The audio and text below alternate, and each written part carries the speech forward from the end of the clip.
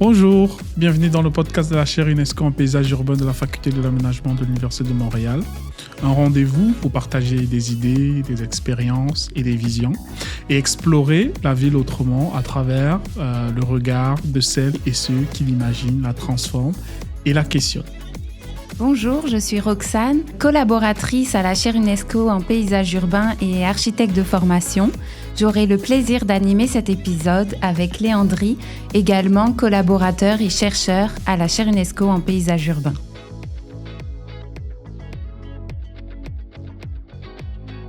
À l'heure où nous tournons cet épisode, on vient de connaître les premières neiges à Montréal de la saison. Donc on est parfaitement dans le thème pour cet épisode puisque nous allons nous intéresser à l'hiver en ville et plus précisément à comment les aînés vivent cette saison, comment ils appréhendent les espaces publics et comment ces espaces jouent un rôle dans leur mobilité et dans leur manière de vivre la ville.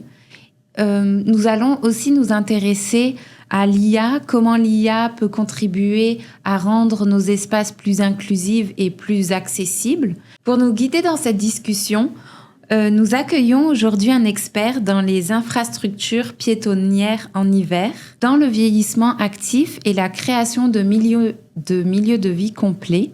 Il est conseiller en mobilité et en aménagement chez Vivre en Ville. Bonjour Victor Bouguin. Bonjour. Bonjour Léandri.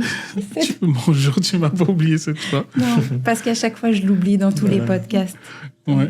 Cette fois-ci, je ne t'oublie pas. Alors, on va commencer notre discussion ensemble. Je me disais qu'on pouvait faire une question très générale où même toi, Léandri, tu peux répondre. Ok. Mais quelle est votre saison préférée?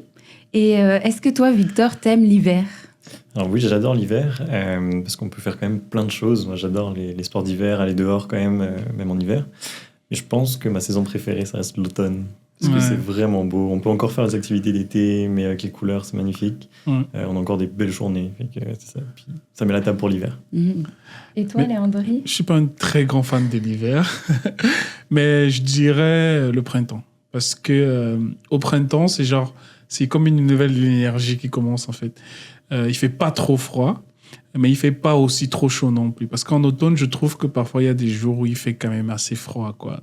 Mais par contre, au printemps, c'est vraiment l'entre-deux de tout ça, quoi. Ouais, c'est pour ça que je préfère le printemps. Ok.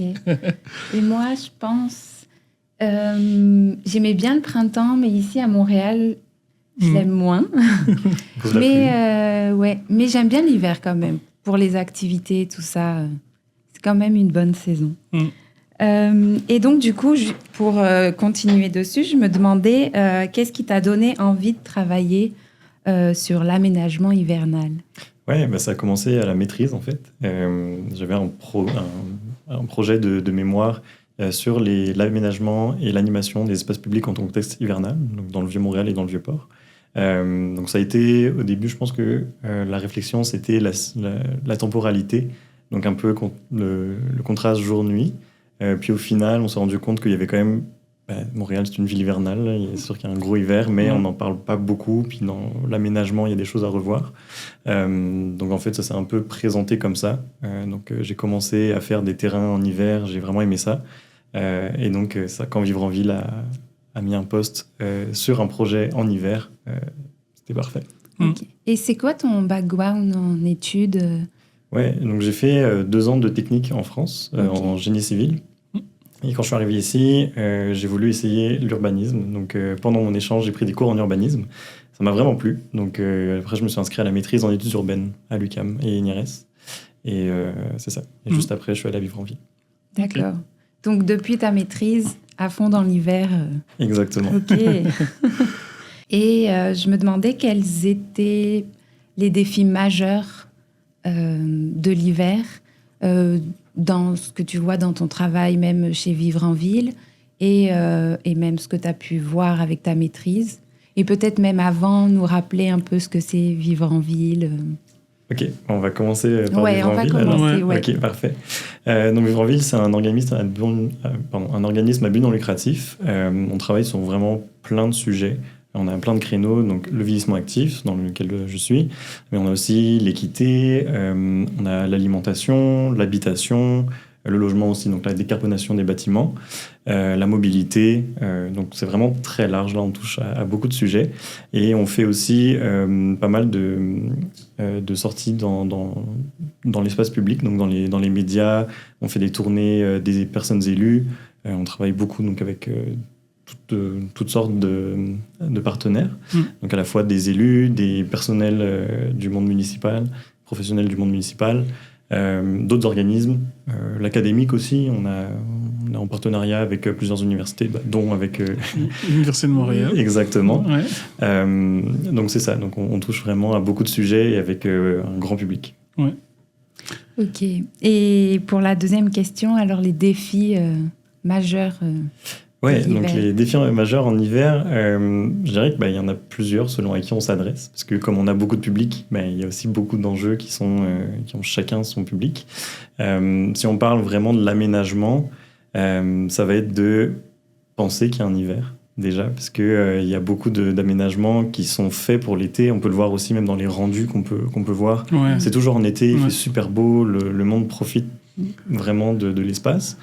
Sauf que parfois, en hiver, c'est plus compliqué. On n'a pas accès aux mêmes endroits. Les trottoirs sont un peu moins larges parce qu'il y a un peu de neige résiduelle, même si on déneige bien. Il y a certains éléments qu'on ne peut plus vraiment utiliser en hiver. C'est des fontaines ou des choses comme ça. Ça rend super bien dans les rendus. C'est très beau, mais en hiver, ça fonctionnera moins. Donc c'est ça. C'est vraiment des choses à penser à cet endroit-là. Après, on a du côté du déneigement, donc vraiment les opérateurs en déneigement, les travaux publics, qui eux vont avoir d'autres enjeux, donc avoir la bonne machinerie, avoir assez de main-d'œuvre. Donc ça, c'est assez compliqué de leur côté.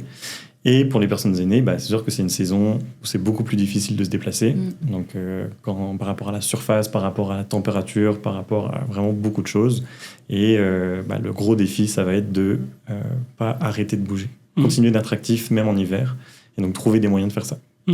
Mais après, quand je t'écoute, c'est un peu paradoxal dans le cadre dans le contexte spécifique de Montréal, dans le sens où l'hiver, c'est pas un phénomène nouveau, en fait. Je suis un peu surpris que ce soit un peu une thématique qui soit pas vraiment prise en compte depuis aussi longtemps que la ville de Montréal existe, en fait. Je suis un peu surpris par ce cas-là. Est-ce que c'est...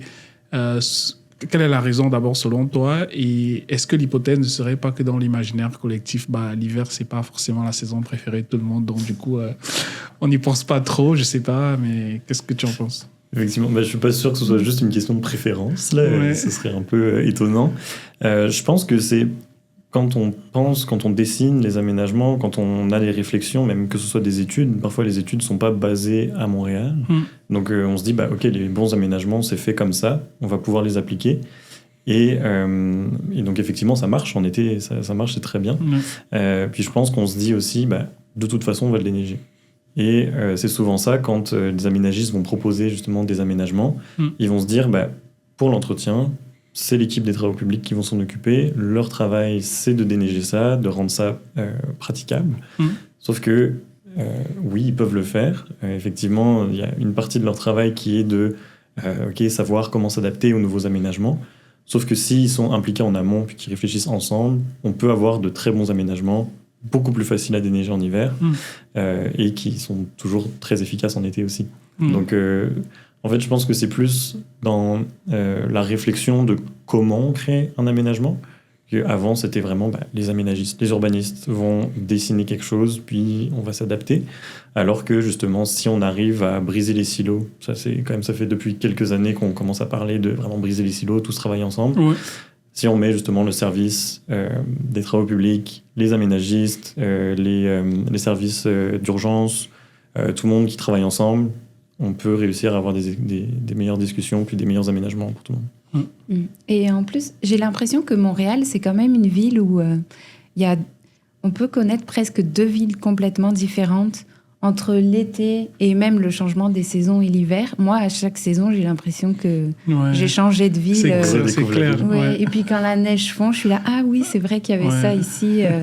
Et du coup, je me demande si, justement, quand les urbanistes, architectes, etc., pensent à la ville, forcément, oui, ils proposent des aménagements pour l'été, mais est-ce qu'il n'y a pas aussi une question d'accepter cette neige, ou même pas que la neige, le verglas ou autre, dans le paysage complet que de toujours vouloir déneiger, l'enlever. Ouais.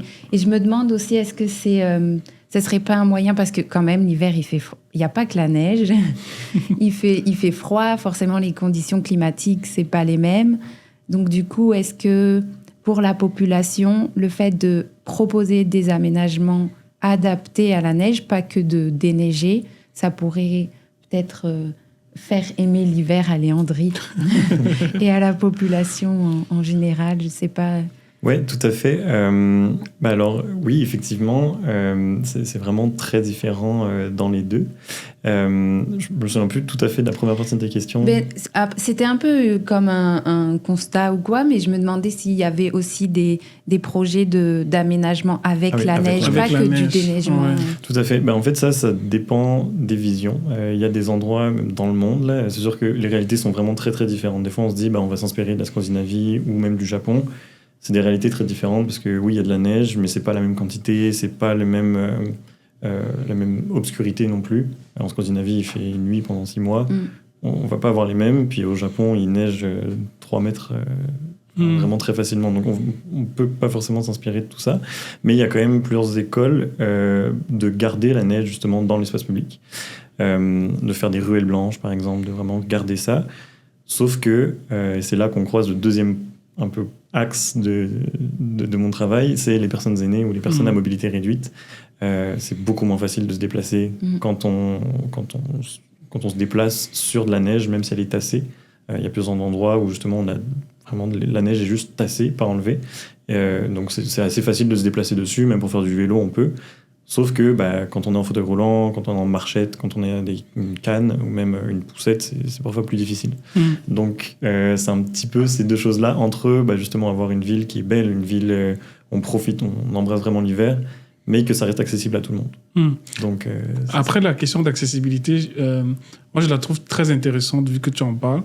Je sais que toi tu travailles beaucoup sur le vieillissement aussi, mais parfois on pense à la ville inclusive de manière générale. Mais justement, il y a ces éléments climatiques qui peuvent être aussi des facteurs d'exclusion pour certaines couches de la population dans la ville, notamment les personnes à mobilité réduite. C'est pas seulement en hiver, c'est aussi parfois en été quand il fait trop chaud, il y a des personnes qui peuvent pas sortir, ce genre de choses. Mais en hiver particulièrement, pour moi, par exemple, pour mon constat, c'est que c'est très difficile, par exemple, d'interagir avec les autres pendant l'hiver. Et c'est aussi, généralement, en hiver, il y a beaucoup de personnes qu'on ne retrouve pas forcément beaucoup dans l'espace public. Les personnes âgées, aussi très peu d'enfants aussi, on en voit moins, ce genre de choses. Du coup, je ne sais pas, si on a la vision un peu par rapport à ce que Roxane disait, de faire avec la neige. Comment on fait avec la neige, justement, pour que ces personnes-là aient aussi leur place dans l'espace public, par exemple? Oui, tout à fait. Déjà, c'est intéressant parce qu'effectivement, on voit moins de personnes dehors. Sauf que il y a aussi des espaces publics intérieurs, par exemple. On peut penser donc à tous les bibliothèques, les tiers-lieux qui se développent de plus en plus. Aussi à Montréal, on a quand même un peu une ville souterraine là, qu'on appelle, mais ça peut être des centres d'achat aussi, des choses comme ça, où les personnes aînées peuvent se rendre pour prendre leur marche. Donc en fait, en hiver, on voit quand même beaucoup de personnes aînées prendre leur voiture, partir de chez elles, aller au centre d'achat et marcher dans le centre d'achat. Donc ces personnes-là restent actives, elles sont quand même dans un espace public, elles voient du monde, donc elles peuvent socialiser dans cet espace, mais c'est pas dehors, donc c'est juste que ça se déplace. C'est pareil pour les enfants aussi, là, ils peuvent aller à la bibliothèque, parfois c'est plus dans les ruelles que dans la rue, ou moins dans les parcs, mais plus ça rester dans les ruelles ou ce genre de choses. Mais il y a quand même encore une vie. C'est juste que, effectivement, après, pour les personnes qui veulent se déplacer, être dans la rue, elles vont voir moins de personnes. Donc, à un moment, on avait partagé un sondage dans la première phase de notre projet pour justement un peu connaître tous les enjeux des personnes aînées en hiver. Puis, une personne nous avait dit qu'elle avait peur de sortir toute seule, ou qu'elle essayait le moins possible de sortir toute seule par peur de croiser personne. Donc, cette personne, en plus, n'habitait pas à Montréal, mais c'était plus rural. Donc, on peut imaginer qu'il y a encore moins de monde sur la route. Puis, donc, elle disait, si à un moment je tombe, et qu'il n'y a personne, mon seul moyen d'avoir de l'aide, c'est d'appeler le 911, en fait, et d'être en attendant par terre. Donc effectivement, ça pose des enjeux, le fait d'avoir moins de monde, mais ça se déplace, ça va être ailleurs. Après, bien sûr, y a des personnes qui vont pas faire ce déplacement-là, et donc être plus bloquées chez elles. Et donc à ce moment-là, on va voir plein d'autres enjeux qui vont se développer, comme le déconditionnement, donc En fait, en étant moins actifs, nos muscles vont être un peu moins toniques. On va avoir aussi une perte de la santé mentale avec l'isolement que ça cause. Et ça, en fait, si ça s'entretient tout l'hiver, après, on va avoir moins de possibilités de retourner dehors. On va avoir plus de stress de tomber parce qu'on a moins de tonus musculaire. Et ça va être un cercle vicieux donc de s'enfermer un peu chez soi. Par contre, c'est quand même réversible. Si on recommence à redevenir actif, certains de ces symptômes-là peuvent être réversibles. Et donc, on peut retourner à l'activité. Donc, c'est ça. Et du coup, dans le cas de ton travail chez Vivre en Ville, est-ce que vous travaillez aussi sur des événements potentiels, par exemple, à proposer pendant l'hiver ou c'est essentiellement sur l'aménagement C'est principalement l'aménagement, Ok. mais on prend en compte les événements. Déjà, dans notre première publication, on avait fait un petit feuillet sur les bonheurs de l'hiver. Donc, parce que c'est ça, on disait vraiment les gros enjeux, les obstacles que représente l'hiver, comment mieux aménager l'hiver, mais on avait fait une petite partie quand même sur ça reste une saison qu'on peut embrasser, on peut faire des activités physiques, il y a vraiment plein de choses. Et donc, oui, effectivement, on peut justement continuer de l'utiliser en hiver. Et donc, il y a certains événements qu'on peut tenir. Il y en a plein de partout au Québec. Là, on peut penser le Carnaval du Québec, le Festival des Lumières là, à Montréal. On en a plusieurs, Bal des Glaces à Gatineau, je pense, Festifrette à Saguenay. Donc, il y en a quand même plusieurs au Québec. C'est juste que souvent, ça, c'est des événements qui vont durer une semaine, 10 jours, parfois un mois. Donc, ça va attirer du monde, mais il faut quand même que pour qu'il y ait ces événements, l'aménagement derrière tienne. Parce que si on ne peut pas accéder à cet événement-là, on ne va pas pouvoir avoir le public qu'on a. Mais donc, on peut prendre ça en compte quand même. Et parfois, même sans avoir des événements, on regarde quand même l'animation de l'espace public. Je prends pour exemple la place Jacques-Cartier, par exemple, dans le Vieux-Montréal. C'est une place où, oui, il y a des événements, notamment pour le Nouvel An, mais sinon, en temps normal, en hiver, on a une grande structure avec des lumières, on a aussi des chaises Adirondack, on a des pites à feu, on a plein de choses. Puis donc, cette place reste vivante. On n'a pas besoin d'avoir un concert ou un feu d'artifice pour que le monde aille là puis profite de l'espace. Donc en fait, on a cette animation-là qui peut être juste faite par l'aménagement, mais aussi les éléments qu'on met dessus. Et donc la convivialité en fait de l'espace, c'est ça. Si on s'y sent bien et qu'on a tout ce qu'on a besoin pour se sentir confortable, on va y rester et puis ça va animer l'espace. Et en fait, ça m'amène aussi une autre question. Est-ce que tu penses que les aménagements éphémères, par exemple, sont possibles l'hiver? Parce que je me dis, quand même, quand on fait de l'architecture éphémère ou qu'on propose quelque chose juste sur une courte durée, ça peut être un peu compliqué l'hiver d'un point de vue technique. Est-ce que tu sais s'il en existe, si c'est possible? Oui, tout à fait. Donc oui, déjà, effectivement, il y a beaucoup de projets pilotes qu'on a donc en urbanisme temporaire où ça va être juste pendant l'été, puis on l'enlève. Déjà, c'est dommage parce qu'on ne voit pas comment ça va réagir l'hiver. Alors que même quand on aura l'aménagement permanent, on aura quand même l'hiver. Donc c'est quand même assez intéressant de voir comment ça va réagir.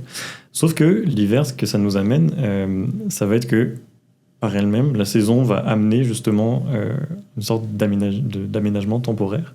Parce que quand on voit la neige qui vient de tomber, on peut regarder les traces des voitures. Les traces des voitures, les traces des piétons. Et donc à ce moment-là, en fait, on va voir l'espace utilisé par chacun des modes.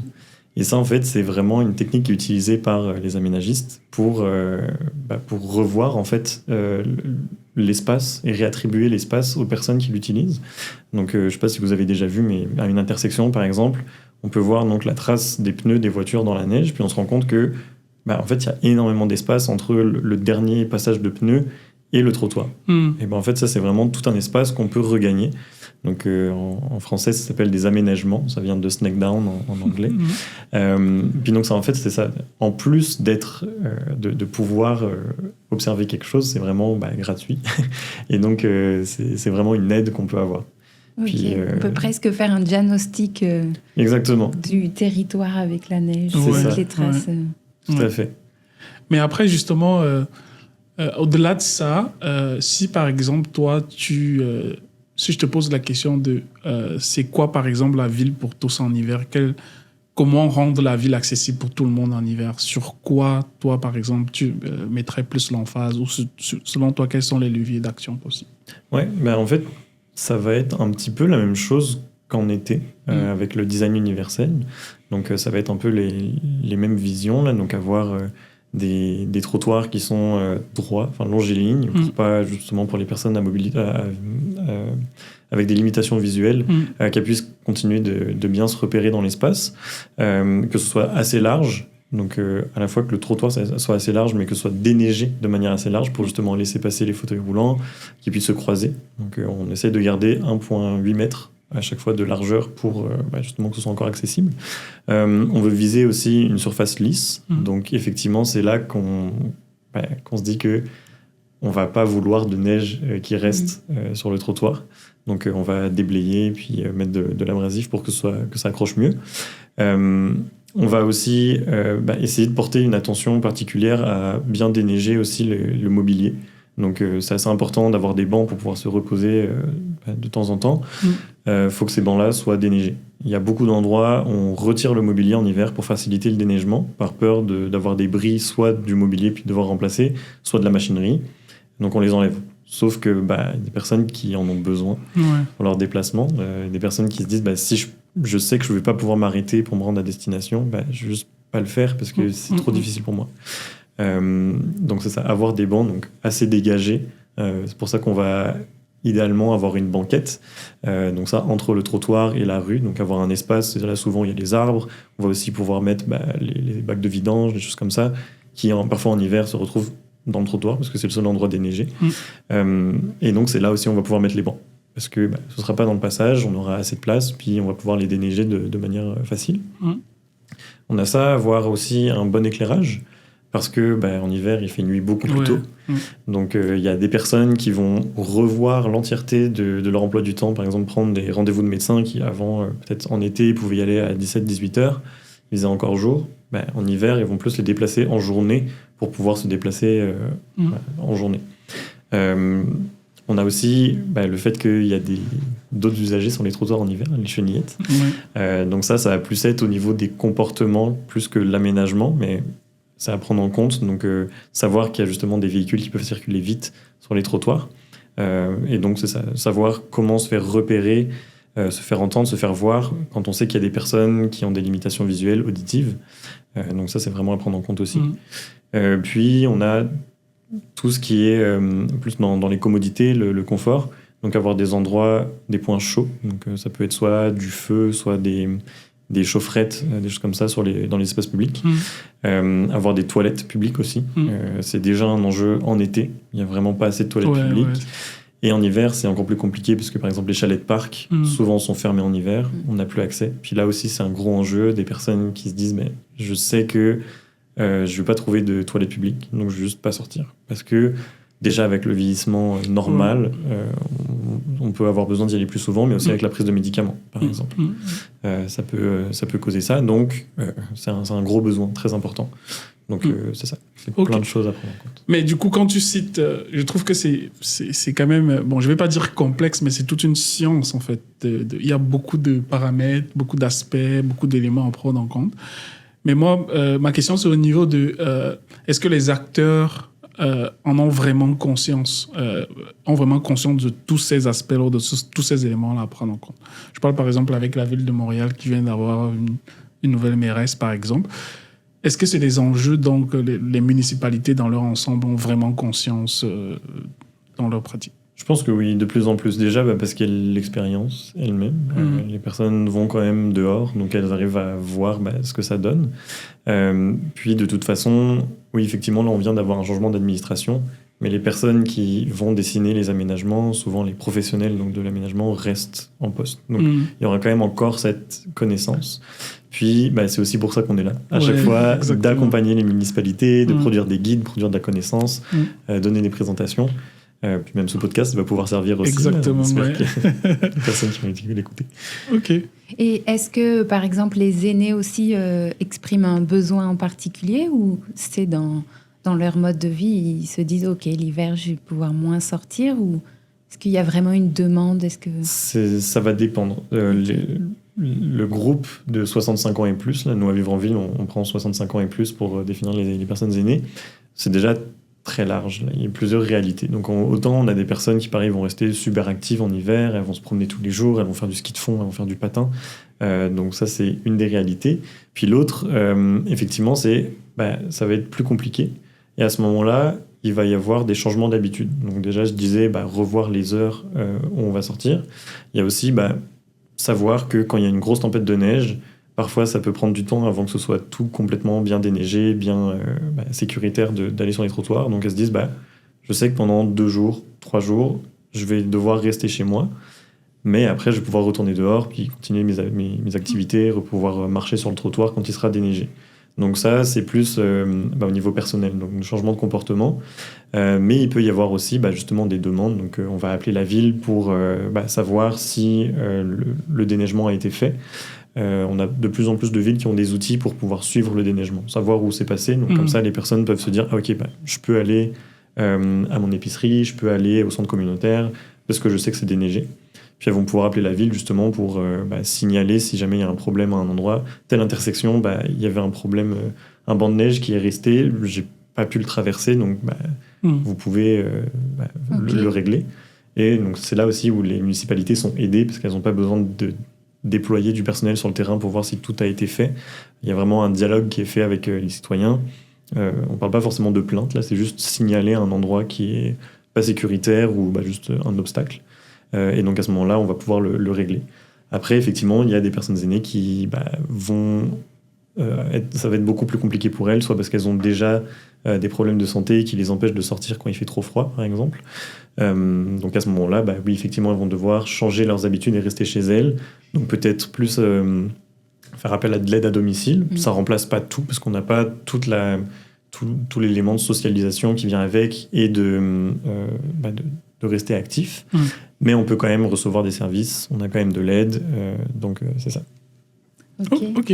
Mais après, quand tu en parles, moi, quand tu parles de signaler, par exemple, d'optimiser le déneigement, ce genre de choses, moi qui travaille un peu sur les questions d'intelligence artificielle, moi, ça me parle aussi, parce qu'effectivement, on retrouve pas mal de municipalités qui font l'emploi des outils d'optimisation justement pour optimiser le déneigement, parce que c'est quand même aussi un autre aspect dont on n'a peut-être pas parlé, c'est que ça a aussi un coût, tout ce dont on parle, un coût qui n'est pas négligeable aussi.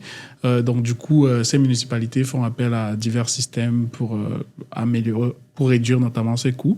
Et des exemples que j'ai qui me viennent en tête, par exemple, c'est au niveau du déneigement, parce que quand on déneige, il faut aussi mettre du sel, du gravier, ce genre de choses. Donc, il y a des municipalités qui font appel à différents outils d'optimisation pour savoir, sur quel chemin, par exemple, à quelle fréquence il faut faire de l'épandage de sel, avec quelle quantité c'est optimal par rapport aux données de température, de la quantité de neige qui est tombée durant les précédents jours et qui va tomber dans les prochains jours, ce genre de choses.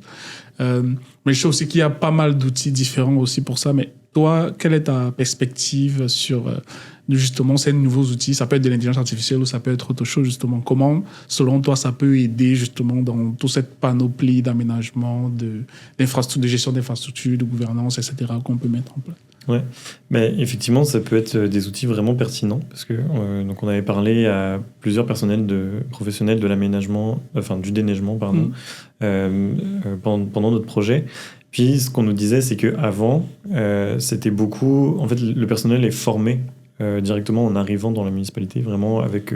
on les met avec un collègue plus ancien qui a l'expérience, puis on les forme.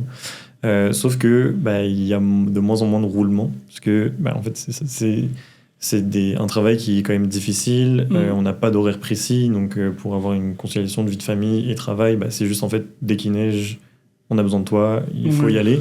Donc pendant tout l'hiver, on ne peut pas prendre de vacances, c'est vraiment plus difficile. Donc recevoir de la nouvelle main-d'œuvre, c'est plus compliqué. Donc parfois, on a des trous. Donc on a par exemple quelqu'un qui avait vraiment de l'expérience. On a parlé à une personne dans une municipalité rurale, là, il savait exactement... Quand je sais qu'il y a telle température ou telle précipitation, je sais qu'il y aura d'abord tel endroit, telle voie que je vais devoir déneiger, puis après il va falloir que je revienne parce qu'il y a du vent qui arrive de là, donc dans 2 heures il va falloir que je repasse à cet endroit-là. Donc, ils connaissaient vraiment très bien le terrain.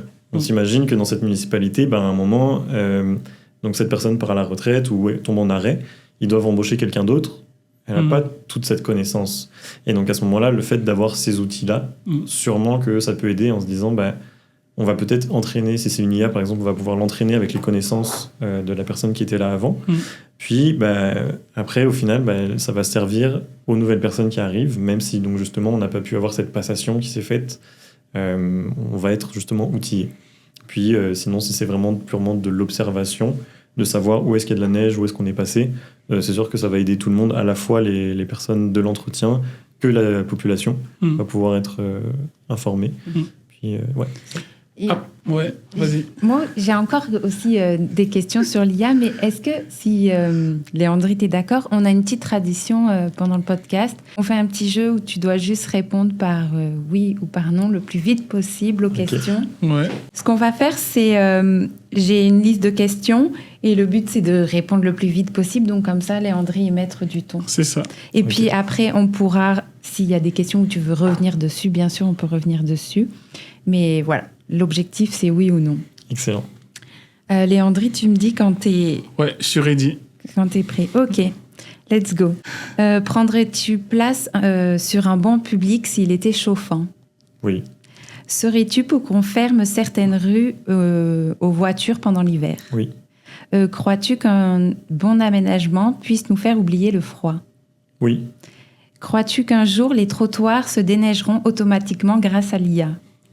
Automatiquement, non. Trouves-tu que la neige rend la ville plus belle?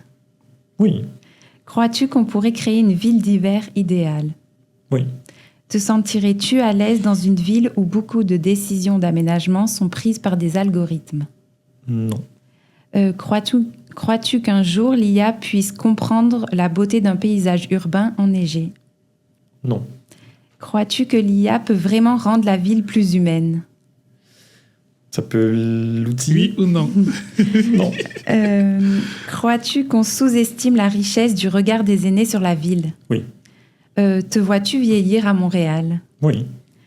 À partir de quel moment considères-tu qu'une... Ah, tu as répondu à ça. C'était à partir de quel moment considères-tu qu'une personne est aînée? Et en plus, c'est pas vraiment par oui ou par non, c'était un piège. Penses-tu qu'on conçoit encore trop la ville pour les jeunes et pas assez pour les aînés? Oui.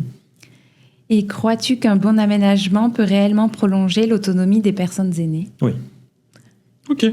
Ça fait 1 minute 33. Ok. Je sais pas. Bon, j'ai pas lu très très vite les questions, j'avoue. Ouais, mais c'est vrai que c'est un peu plus long que les autres, mais c'est bon. À chaque fois, je fais un peu plus long, j'ai l'impression. Ouais. Mais après, j'ai vu que tu étais très sceptique par rapport à l'IA. Je dis pas que je suis optimiste, hein. J'ai fait juste un constat en fait. Ouais, c'est vrai. En fait, s'il y a que ça, c'est par exemple rendre les choses automatiques ou que la prise de décision soit faite par l'IA, je pense qu'on perdrait quelque chose. On a quand même des personnes qui se forment, qui apprennent plein de choses, qui ont des petites sensibilités à plusieurs choses. Donc je pense que c'est bien d'être outillé. Mais effectivement, il doit y avoir une réflexion aussi qui vient après derrière par des personnes. Et est-ce que dans l'utilisation de l'IA, tu penses que en aménagement, ça peut être essentiellement utilisé plus pour des points de vue techniques?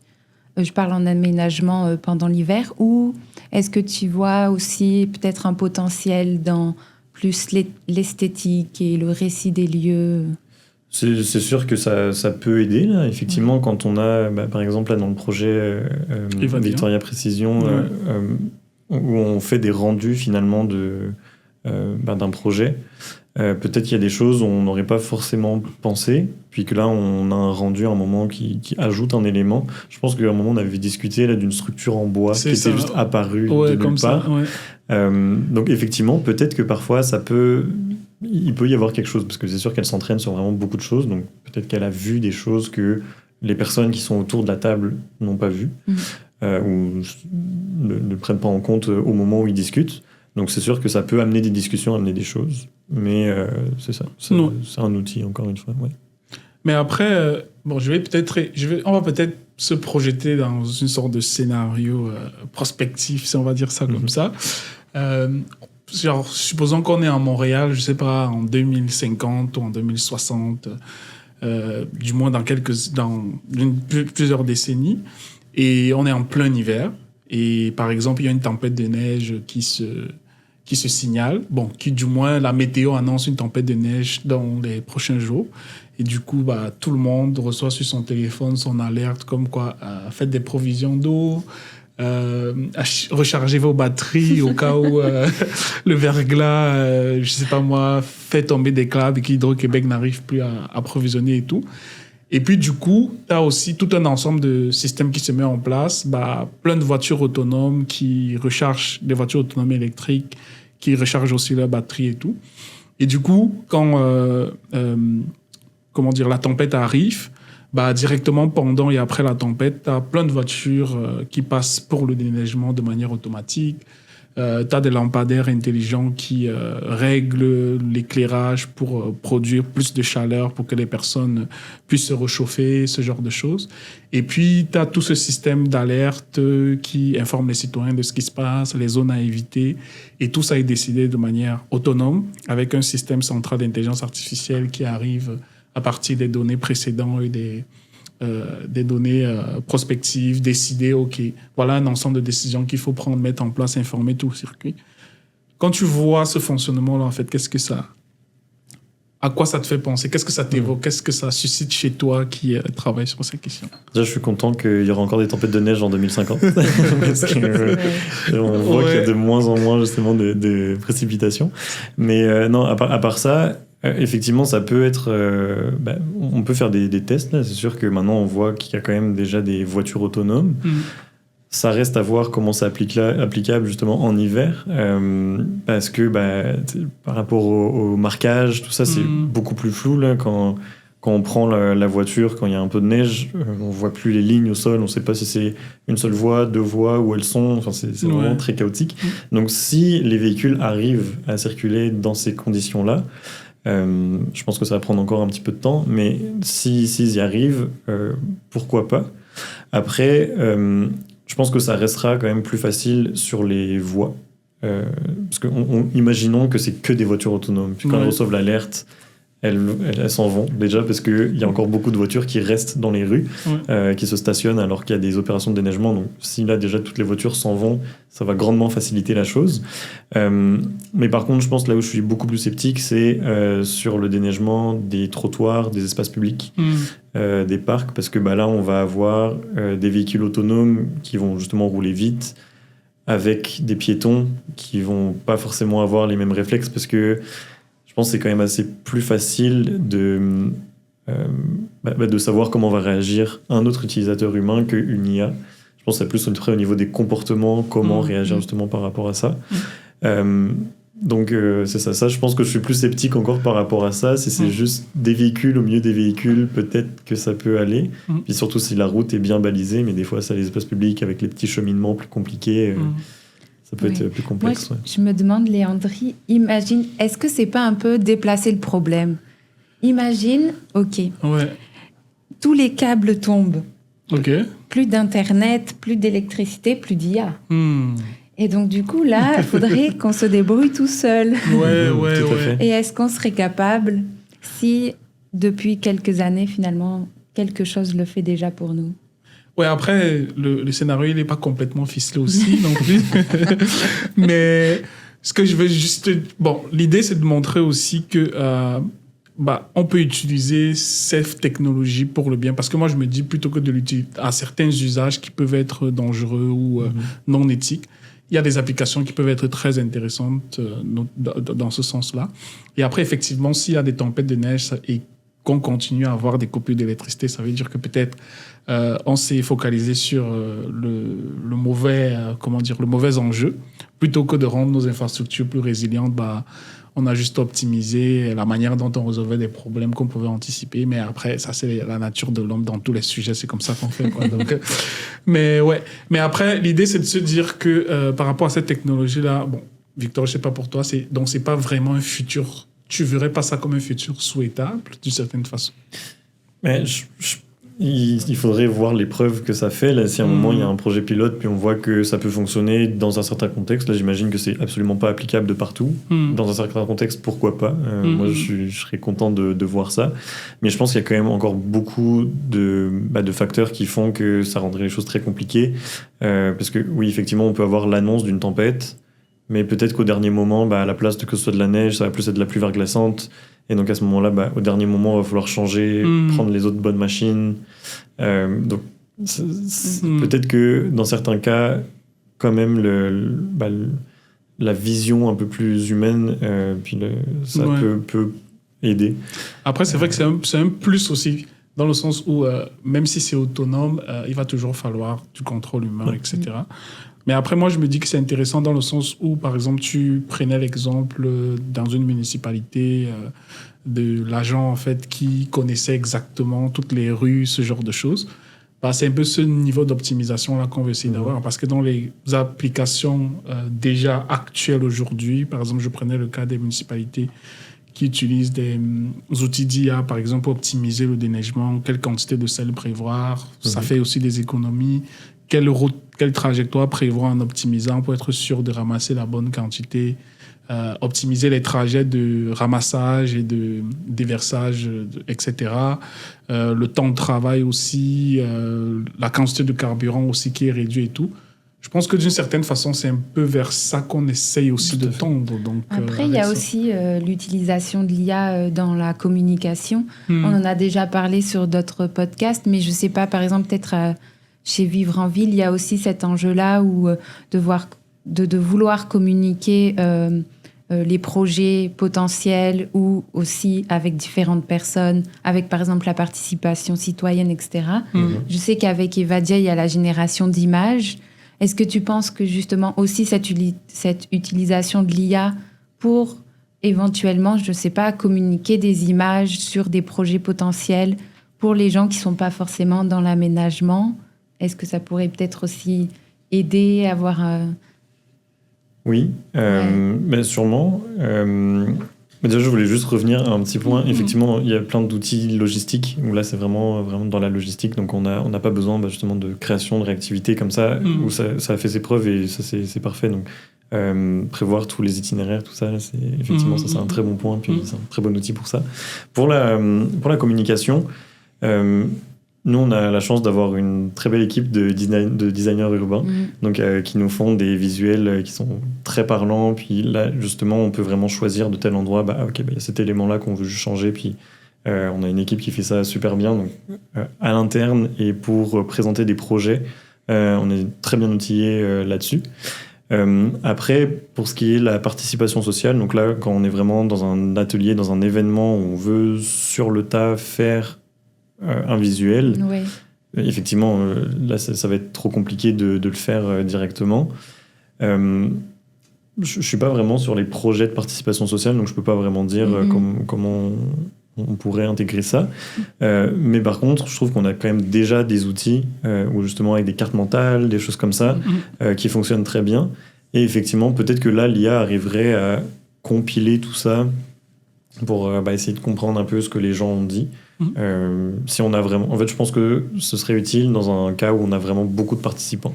Si on a une table avec 10 personnes, je peux participer à des ateliers où justement, pour revoir des aménagements, avoir des perspectives de ce que ça pourrait devenir. On dessinait, on faisait un peu des cartes mentales. Je n'ai pas de grand talent de dessinateur, là, mais juste en dessinant, on arrivait à comprendre. Puis en comparant justement tout ce qu'on proposait, on arrivait à avoir une vision quand même plus globale. Mais on était 10. Fait que... Ouais, peut-être avec plus de monde pour une récupération de données. Et après aussi, un autre exemple, peut-être le dernier, c'est par exemple, justement, on parlait des personnes aînées et de l'isolement, notamment en hiver aussi, qui est un enjeu important. Il y a pas mal de startups, même au Québec, et même ici à Montréal, qui travaillent par exemple sur des robots conversationnels pour briser l'isolement spécifiquement des aînés. C'est pas seulement pour les aider par exemple à passer le temps à discuter, mais ça les aide aussi dans certaines tâches, comme par exemple prendre des rendez-vous, lire des informations sur des sites internet qu'ils n'arrivent pas forcément à voir. Qu'est-ce que tu penses de ces applications-là de l'intelligence artificielle, par exemple? Là aussi, je trouve que c'est quand même vertueux. Effectivement, c'est vraiment un gros enjeu, là, l'isolement social. Donc, si on arrive à avoir ça, je pense que c'est quand même, ça devrait être utilisé un peu en dernier recours. Là, si on n'arrive pas à recréer un lien social communautaire, effectivement, ça peut être une très bonne initiative, justement pour aider, à savoir quel service utiliser, dire, ok, là, je suis pris, j'ai oublié d'aller à l'épicerie ou je suis pris, donc qu'est-ce que je peux faire, qui je peux appeler, ou même c'est ça, justement, discuter de quelque chose. Effectivement, il y a de plus en plus ça qui se développe. Je pense que ça peut vraiment aider, ça peut avoir un vrai impact. Mais encore une fois, c'est ça, il faut que ce soit à côté d'avoir un vrai filet communautaire, d'avoir ça. Puis c'est aussi savoir comment le mettre en place. On a encore des personnes aînées qui sont un peu déconnectées. Donc c'est ça, réussir à les rejoindre, c'est quand même plus compliqué. Faire découvrir l'outil aussi, leur apprendre. Mais oui, je pense que ça a quand même un très bon côté. Et pour des personnes, ça fonctionnerait très bien. Et, ok, peut-être pour un peu finir notre discussion, aussi j'avais une question sur est-ce qu'il y a un espace public en particulier à Montréal que tu trouves qui fonctionne bien l'hiver?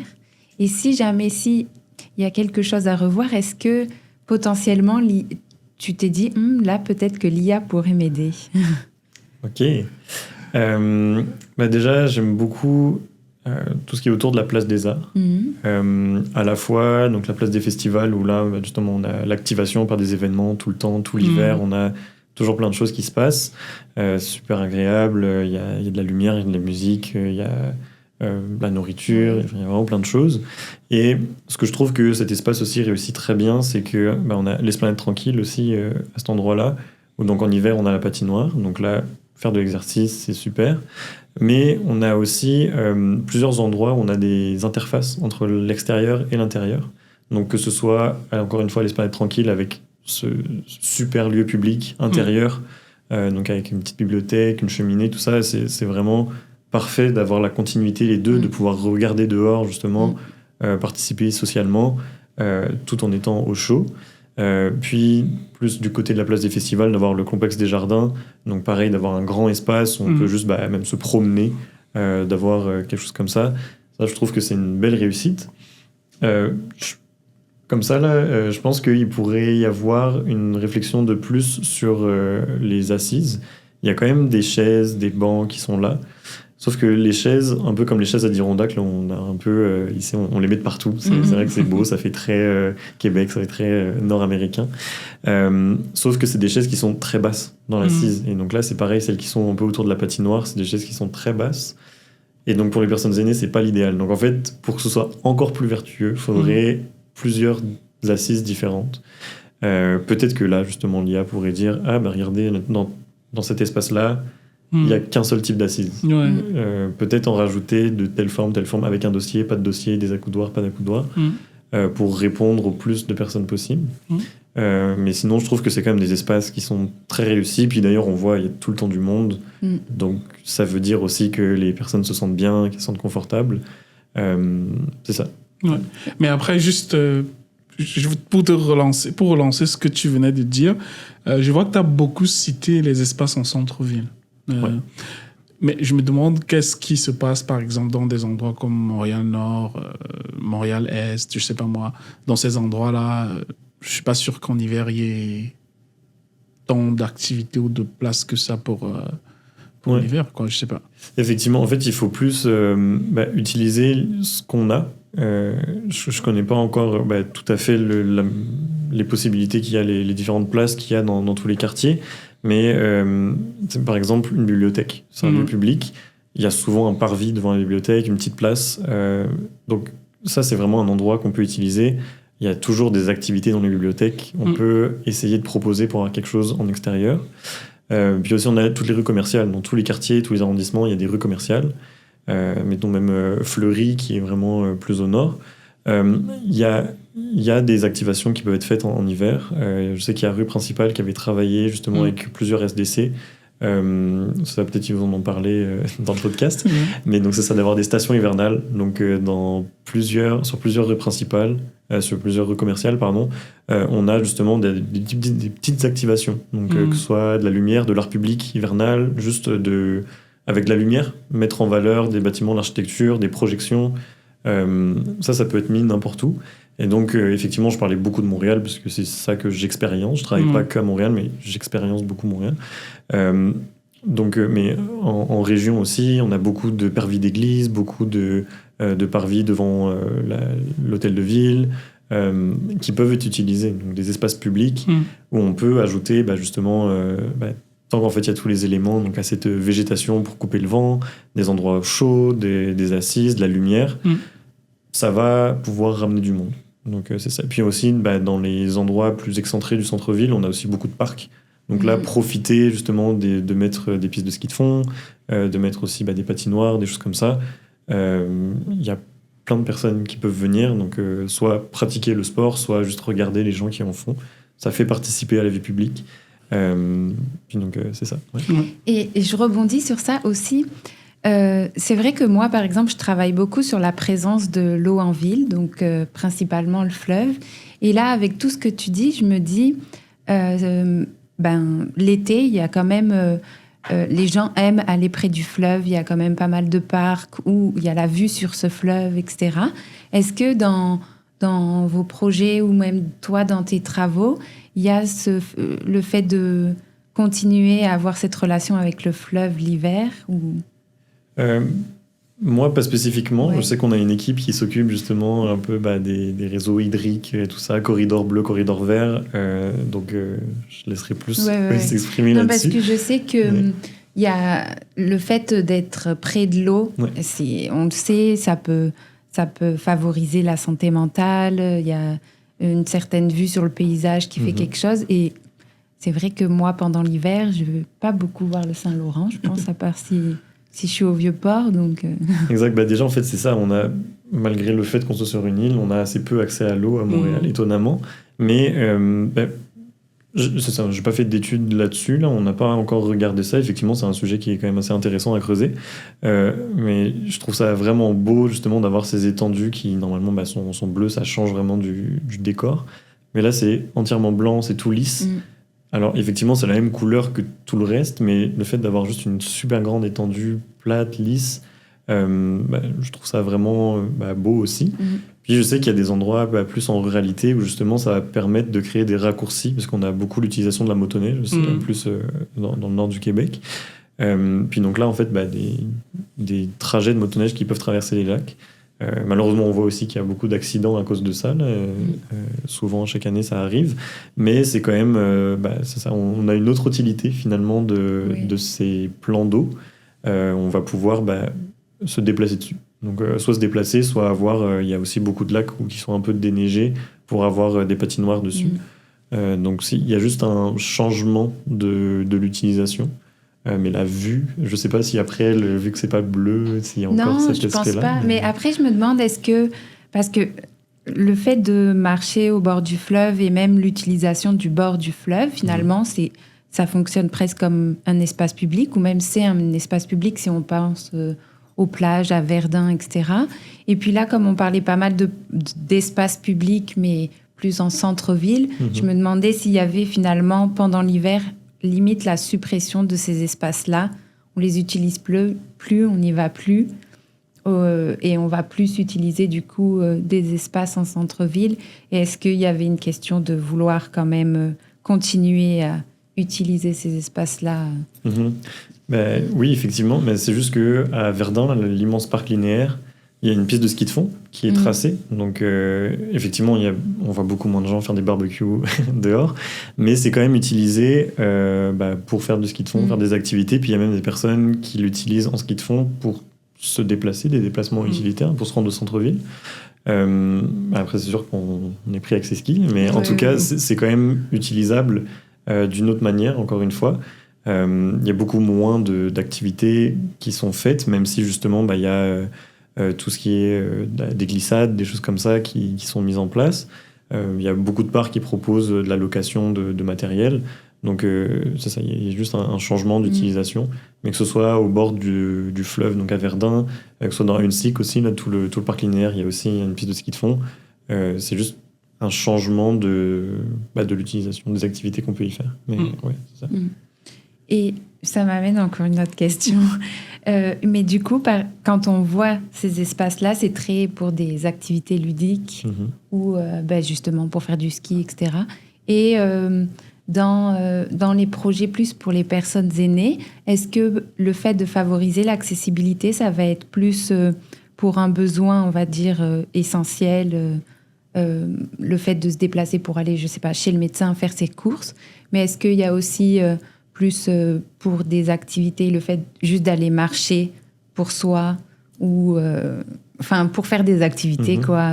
Est-ce que dans votre communication des projets et même dans votre travail sur, OK, on veut rendre certains espaces plus accessibles, est-ce que c'est pas juste pour l'accessibilité primaire Ouais, en fait, ce qui est important, c'est d'avoir les déplacements utilitaires. Donc là, vraiment mettre une emphase sur s'assurer que se rendre chez le médecin, s'assurer que se rendre au centre communautaire, une épicerie, ce soit vraiment possible. Donc là, il y a un peu l'idée de comme les corridors scolaires, là, des corridors pour personnes aînées. Donc vraiment qu'on puisse, qu'on s'assure qu'ils soient vraiment déneigés très vite pour que les personnes puissent accéder à leurs activités le plus vite possible. Mais aussi, effectivement, il y a, c'est important de tout déneiger déjà parce que les personnes aînées n'habitent pas à un seul endroit. Parce que oui, on peut mettre l'emphase autour des résidences pour personnes aînées, mais la plupart habitent chez elles, donc de partout sur le territoire. Mais c'est aussi parce que justement, on peut vouloir simplement se promener, aller ailleurs. Et donc à ce moment-là aussi, c'est intéressant d'avoir des endroits qui ne sont pas uniquement juste sur la rue, mais donc de pouvoir aussi déneiger les parcs, déneiger des parcs nature. On a parlé à des municipalités qui avaient justement des petites promenades en bois là, dans un parc au bord de l'eau. C'est important aussi de garantir cet accès-là pour tout le monde, pas juste aux personnes qui sont très aventureuses puis pouvoir marcher quand il y a encore plein de neige, et de pouvoir justement garantir ça pour rester actifs de manière plus ludique, là, effectivement. Donc c'est ça, des clubs de marche, ce genre de choses. Donc c'est ça, d'ailleurs, cet hiver, on va mener des marches exploratoires avec des personnes aînées. Donc souvent, on en avait déjà fait dans la première phase du projet. Il y avait des personnes qui me disent qu'elles marchent tous les jours, qui vont faire 5 km juste de se promener pour rester actives. Puis on en a d'autres qui nous ont dit, vous voyez, ça fait longtemps que j'avais pas marché en hiver parce que je m'étais blessé. Puis là, le fait de venir avec vous, donc c'était vraiment pour la marche, donc montrer les obstacles, tout ça, avec la municipalité aussi. Il nous a dit, là finalement, j'ai pu rencontrer d'autres personnes, puis peut-être qu'on va aller marcher ensemble. Donc c'est vrai qu'il y a aussi cette vision-là de juste pouvoir aller marcher. Et, ouais. Ok, merci. Toi, Léandri, tu as un espace public que tu aimes l'hiver ? L'hiver, je m'enfuis parfois. Oui, mais j'aime bien aussi la place des Arts. Généralement, je vais là-bas pour le patinage et tout. Mais en hiver, je ne sors pas tant que ça, en fait. À part quand je vais à l'université pour travailler, puis je rentre. C'est ça. Ou les chalets et le ski. Ouais, c'est une autre manière d'apprécier l'hiver. C'est ça, ouais. Ça, par contre, c'est cool. Les chalets, j'adore l'hiver, en fait. Ouais. Ok, super. Merci. Merci d'avoir participé à cette discussion. C'était vraiment très sympa. Merci beaucoup, Victor, d'être passé. Merci à vous. Ouais. Un grand merci à notre invité pour avoir pris le temps de partager son expérience et ses idées. Merci à vous de nous avoir suivis jusqu'ici. Merci à l'Université de Montréal de nous accueillir dans son studio d'enregistrement. Ce podcast fait partie du projet Evadia+, mené par la chaire UNESCO en paysage urbain, qui explore la ville et ses transformations à l'ère du numérique.